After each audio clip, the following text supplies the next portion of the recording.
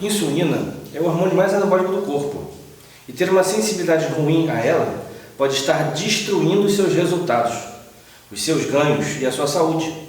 Fizemos então uma análise completa sobre o tema, por isso fique até o final e não perca nada, pois o conteúdo está top.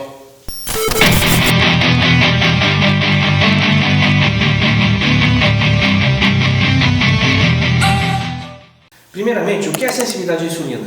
O que é ter má sensibilidade à insulina? O que é ter resistência à insulina? Basicamente, é quando o seu organismo não funciona bem com aquela quantidade de insulina, fazendo com que cada vez seja necessário produzir mais insulina, para que possa ter o mesmo efeito de antes. A insulina é responsável em fazer com que a glicose entre dentro da célula, e com isso, baixe a sua concentração na corrente sanguínea. E também é responsável na síntese de proteínas e no armazenamento de lipídios também. Agora, se você gosta de conteúdos como esse e ainda não é inscrito, venho aqui pedir para que você se inscreva em nosso canal. Se não fizer isso, pode acabar perdendo saúde e performance. E ainda por cima de graça, hein? Continuando. Quais são as principais causas que levam à resistência à insulina? A principal causa disso são picos repentinos dos níveis de glicose na corrente sanguínea, fazendo com que seu corpo produza maiores quantidades de insulina também. Então, qual seria o mundo ideal? Seria que a glicose que cai na sua corrente sanguínea já fosse sendo utilizada. Ou seja, em termos genéricos, dizemos que a energia que entra naquele instante de tempo fosse a mesma que é utilizada ou demandada por todas as funções do corpo. E é aí que mora a raiz de todo o problema. Muitos vão dizer que a principal causa da resistência à insulina é o ganho de peso. Só que, na verdade, isso já é a consequência e não a causa. O que muda é que quando você vê alguém acima do peso, as chances de que ela tenha resistência periférica, outra forma de chamar também, são muito maiores com certeza. E é por isso que o ideal é que você mantenha um percentual de gordura menor ou no máximo 15. Pode ser difícil, mas digamos aqui, para a gente aqui do canal, esse é o ideal.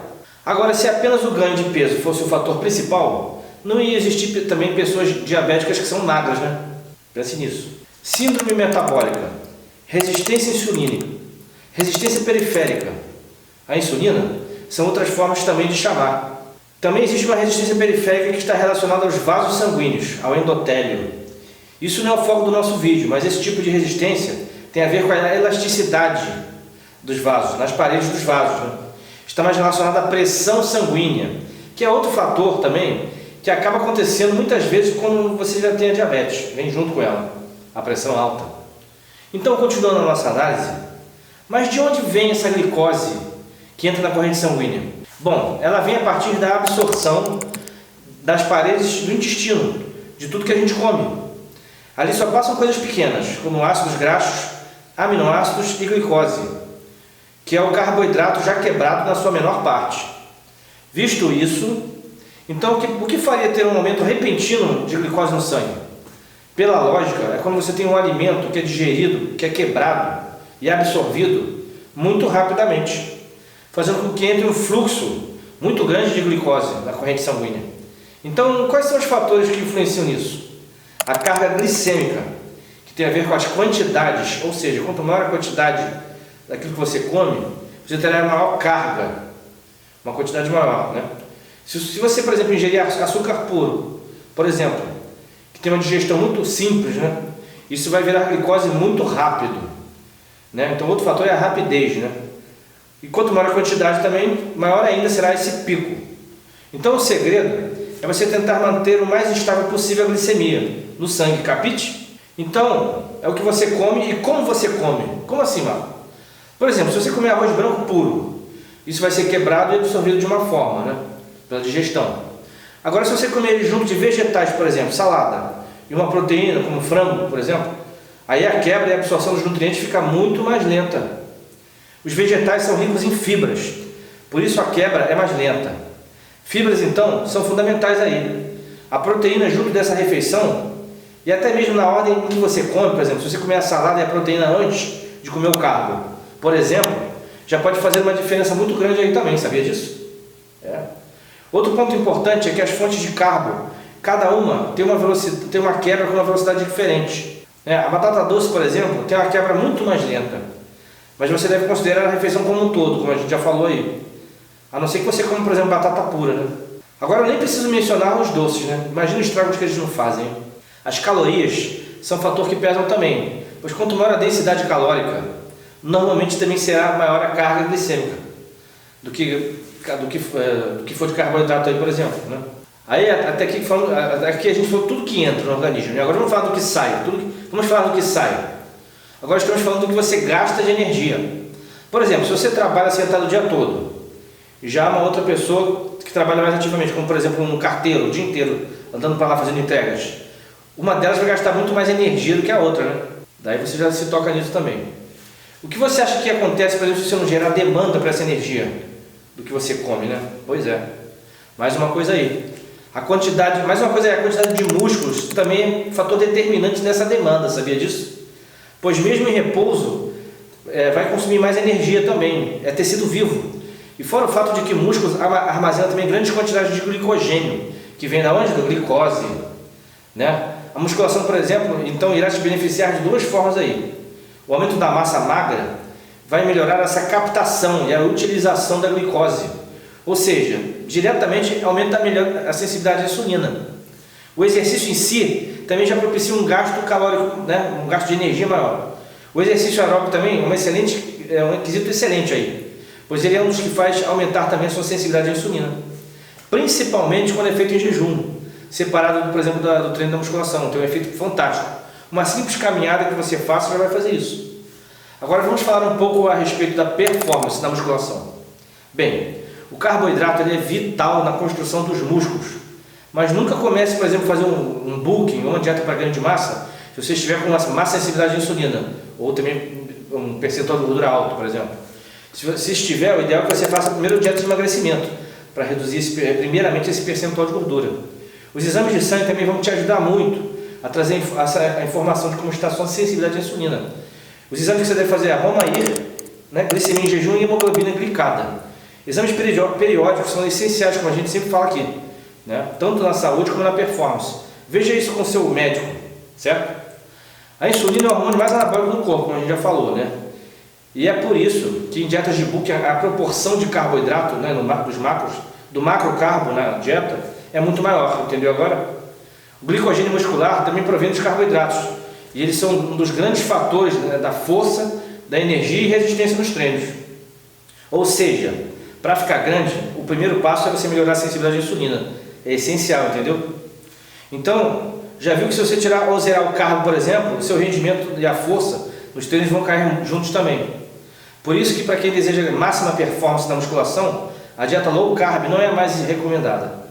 Mas tudo sempre vai depender da estratégia que você está fazendo e a fase com que você está, é claro. O carbo está muito ligado a esse hormônio mais anabólico do corpo, a insulina. Por isso, ter controle disso é o que fará toda a diferença nos seus resultados. E para emagrecer e definir, Marco? Fique sabendo que se você estiver com a insulina muito alta também, ela inibe a lipólise, que é a quebra da gordura. Isso também está totalmente ligado à sensibilidade à insulina. Insulina alta na corrente sanguínea, você está anulando a lipólise, que é a queima da gordura estocada, que é o básico de quem quer emagrecer, né? Mas o saldo calórico é o fator determinante aí, né? Se você está ganhando ou perdendo gordura. Lembre-se disso. Bem, agora então vamos fazer um resumo de tudo que pode melhorar a sua sensibilidade à insulina. E ao final, vou te falar algumas coisas simples que você pode fazer para estar melhorando ela, com coisas caseiras mesmo. Número 1, ganhar músculos e massa magra. Não precisa nem dizer que a sarcopenia e perda de massa muscular tem um efeito contrário, né? Número 2, exercícios aeróbicos na melhora da sensibilidade à insulina também. Número 3, controle as suas refeições e tenha sempre em mente o pico da insulina e pico da glicose na corrente sanguínea. Número 4, controle as quantidades, a densidade calórica e a carga dos alimentos, né? E o índice glicêmico também. Pense nesses fatores todos. 5, tenha uma dieta com equilíbrio entre os macronutrientes, entre carboidratos, proteínas e gorduras. Número 6, o jejum também entra como uma ferramenta que pode ajudar a melhorar muito a sensibilidade à insulina, sabia disso? Pois é somente em jejum que você consegue reduzir os níveis plasmáticos de insulina circulante. E isso é muito bom. Número 7. Uma boa noite de sono também é fundamental, pois se você dorme mal, você está aumentando o seu cortisol. E cortisol alto é outro fator que faz piorar muito a sensibilidade à insulina. Ele vai também aumentar a sua glicemia, pois o cortisol ele desempenha um efeito catabólico, quebrando proteína e transformando em glicose, num processo chamado de gliconeogênese, né? Então esse é um fator fundamental, controlar o estresse. Tente se manter em equilíbrio, tenha autoconhecimento, saiba tudo aquilo que tira você do sério e passe a ter um controle sobre isso. Alimentos com baixo índice glicêmico. Número 6, né? Aumento da ingestão de fibras, vegetais e frutas. Evite os sucos de fruta, tá? E que todas as refeições sejam sempre acompanhadas de proteína e gordura, principalmente a proteína. E na gordura, por exemplo, o azeite ou castanhas. Uma dica que eu vou dar aqui também é o psyllium. Conhece o psyllium? Ele vai aumentar a quantidade de fibras numa refeição, caso essa refeição não tenha fibras. Você pode ingerir elas, por exemplo, colocando num copo d'água e bebendo antes da refeição. Se você for, por exemplo, comer uma tapioca que tem zero fibra, né, alto índice glicêmico, o psyllium pode estar te salvando aí, olha só. Número 7. Ao final, é manter um percentual adequado, né? Pois como a gente já falou aqui, isso é a consequência, não é a causa. Entendeu agora? Mas agora que você entendeu a importância, vamos a algumas dicas. Vinagre de maçã pode te ajudar a aumentar a sensibilidade de insulina. A canela, né, gengibre, mas aí já seria tema para outro vídeo. E também existem alguns suplementos que melhoram a sua sensibilidade à insulina. Esses suplementos eu falo no vídeo que eu vou deixar no card aqui acima para vocês. E também vai aparecer no final, na tela final desse vídeo. Eu espero que vocês tenham gostado desse conteúdo, foi feito com muito carinho. E o nosso objetivo aqui é agregar ao máximo na sua saúde e performance. Um abraço e até o próximo vídeo.